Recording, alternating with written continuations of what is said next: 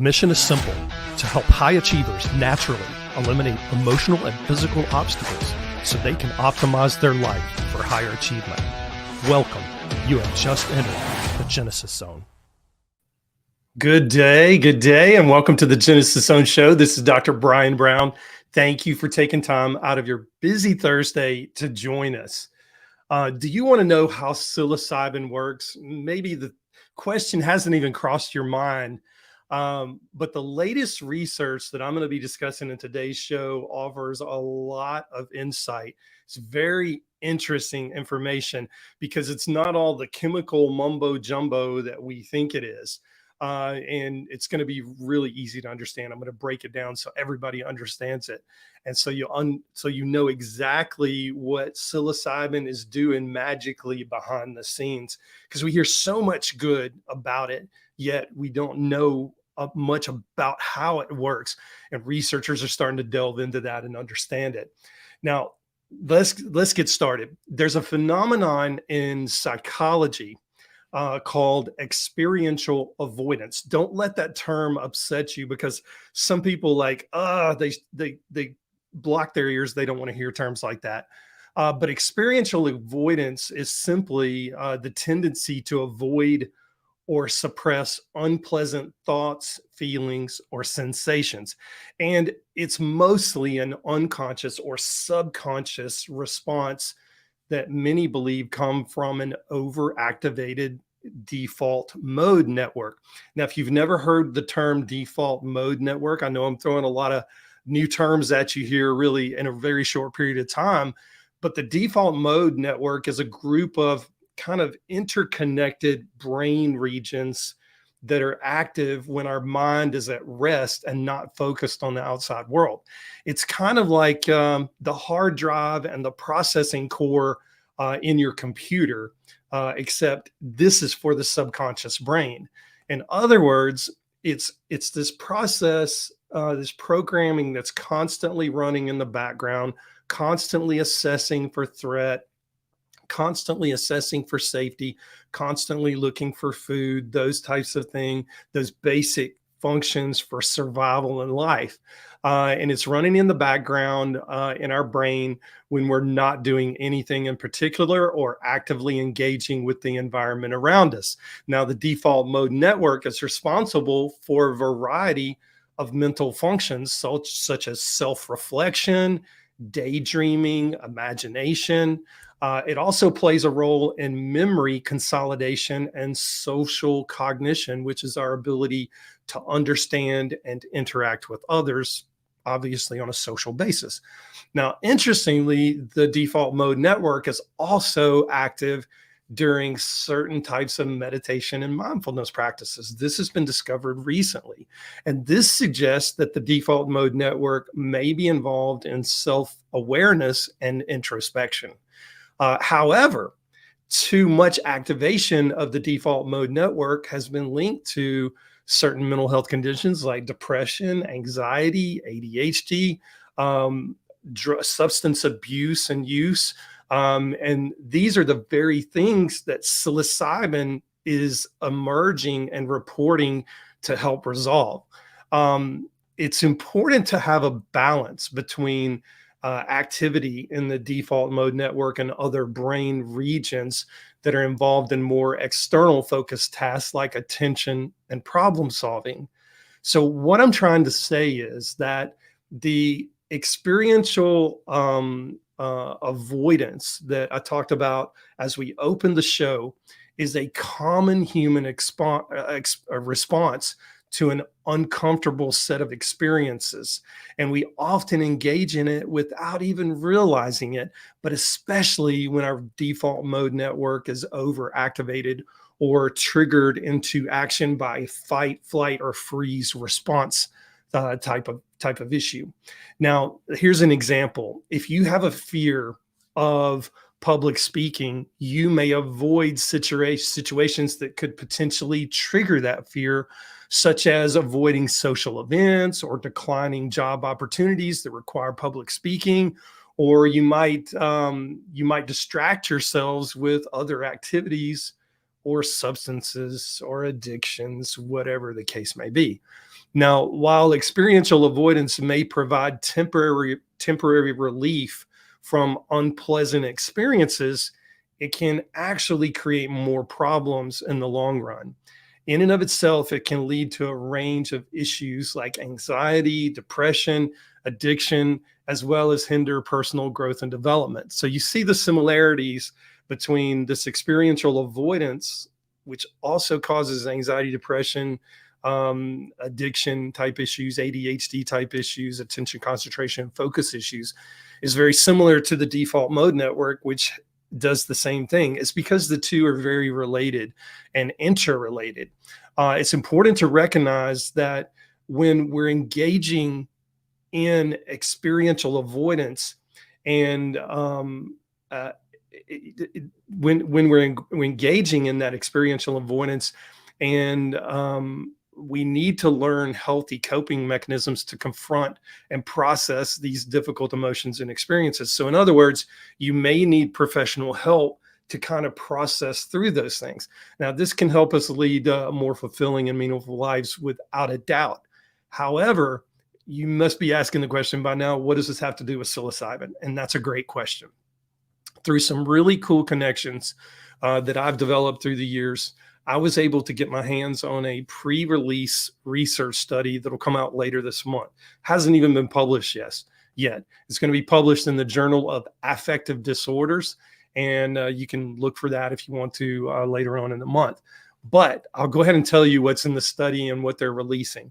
Researchers have found after this study with psilocybin some amazing things. Now they blindly randomized people into two groups. Half of the participants received escitalopram, or you may know it as the name brand Lexapro, and they received escitalopram 10 to 20 milligrams daily plus 1 milligram of psilocybin in two separate time intervals over 6 weeks. Now, the 1 milligram of psilocybin is pretty well inconsequential, but you're seeing a lot of studies with antidepressants combining it with a really ultra low dose psilocybin to basically rule out, okay, is it the psilocybin that's causing the benefit, or is it the SSRI, the antidepressant? The other half of the group received psilocybin 25 milligrams. Now that's important because when we look at the studies that are out today, 25 to 30 milligrams is that sweet spot when we're talking about treating depression, anxiety, and a host of other mental health issues. So this group got 25 milligrams. They were dosed originally right at the beginning of the study, again 3 weeks later, and then again there was another measurement at the end of the study at 6 weeks.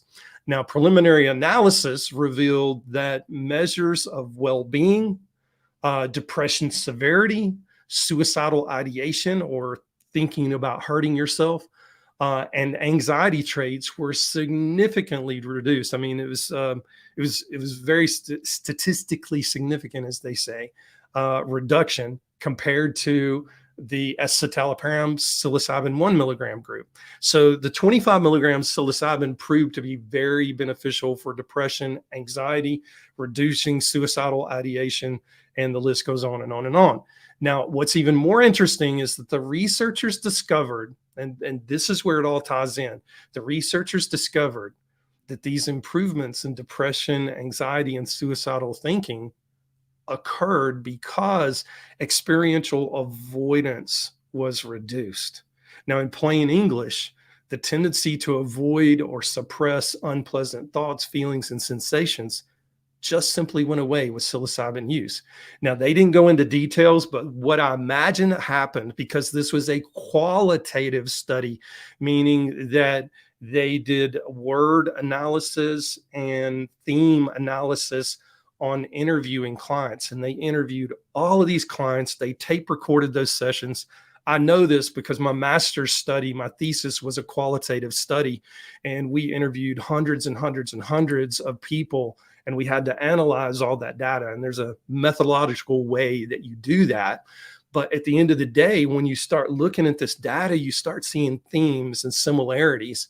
And what they realized is that these people no longer had experiential avoidance. Therefore, they were more willing to talk through and process through the things that were bothering them most, when people can be in therapy for decades and still be holding back for fear that they really don't want to express these things because it would hurt too much, so they avoid it. That's that experiential avoidance. But with psilocybin use, they were better able to express themselves and voice what was going on within them and work through their problems. And if you recall, when experiential avoidance is turned on by the subconscious brain, it can lead to depression, anxiety, ADHD, substance abuse, among a host of other things. And the researchers specifically did not mention the default mode network in their study. But we know through our prior knowledge of psilocybin research showing that because neuroplasticity is drastically improved with therapeutic psilocybin use, the brain develops an enhanced ability to form new neural connections, healthier neural connections, by strengthening the good connections, by weakening the poor connections, and laying down new connections that didn't even exist previously. And we know that a lot of that activity occurs in the default mode network. So with that prior research knowledge that neuroplastic changes are occurring within the default mode network, we now know that the end result of this, and yes, it's an extrapolation because the study didn't say it, the study really wasn't designed to make this conclusion, but it opens up the door for more research to be done so that we can start looking at, did the reason that experiential avoidance was decreased and these people got better by using psilocybin, was it because of the neuroplastic changes that occur in the brain because of psilocybin's effect in the default mode network? I think it is. Time will tell, but I'm going on record right now in May of 2023 and saying we are going to discover in the near future that the neuroplastic changes in the default mode network is what leads to the reduction in experiential avoidance and thus the decrease in depression, anxiety. I think we're going to find a reduction in ADHD. We already know that it's an improvement in substance abuse and addiction in general. It doesn't even have to be substances. It can be addiction to work. It can be addiction to sex. It can be addiction to pornography, whatever. All of these addictions can be treated because of these positive changes in neuroplastic changes in the default mode network. That's all I've got for today. This was some big information. We're starting to understand exactly how psilocybin works, and it's super exciting time to be living. It's a super exciting time to be practicing. You know, in most states, psilocybin is still not legalized.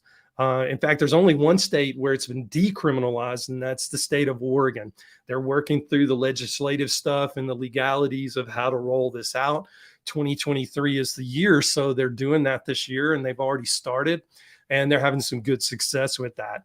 All that being said, there are only sanctuary cities around the United States, and no other state has followed suit with Oregon. I think they will. Over the long haul, I think you're going to see more and more states do that. But until that time, you don't have to be stuck with what Western medicine offers you. You really don't. Just because Western medicine said, here, these are the prescription medications that we have in our armament to use, it doesn't mean you're stuck using those. Okay.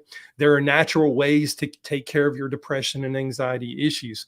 I've discovered personally with my own journey, 16 years, 9 different antidepressants, that genetics and epigenetics literally turned me around and got me to the place where I needed to be by nutritionally supporting my genes so that they function at a healthier level. If you want to know more about how to make that happen, what that looks like, any questions that you have about genetics and depression, anxiety, wellness in general, you can message me at Dr. Brian G. Brown on Facebook, Instagram, and LinkedIn. I'll be glad to answer any questions that you have. If you just want some basic information about genetics and your personal wellness journey, you can check out my Gene Hack Bootcamp. Go to drbriangBrown.com/gene hack/bootcamp. And you'll be able to kind of work through that process at your own pace.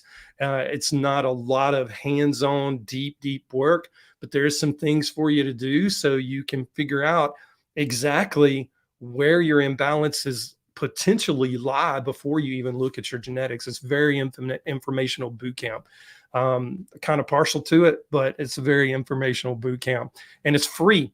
So go to drbriangBrown.com/gene hack/boot camp and register. Most informed, most trusted, and most grateful you spent this time with us today. Until next time, stay in the zone. I'm Dr. Brian Brown.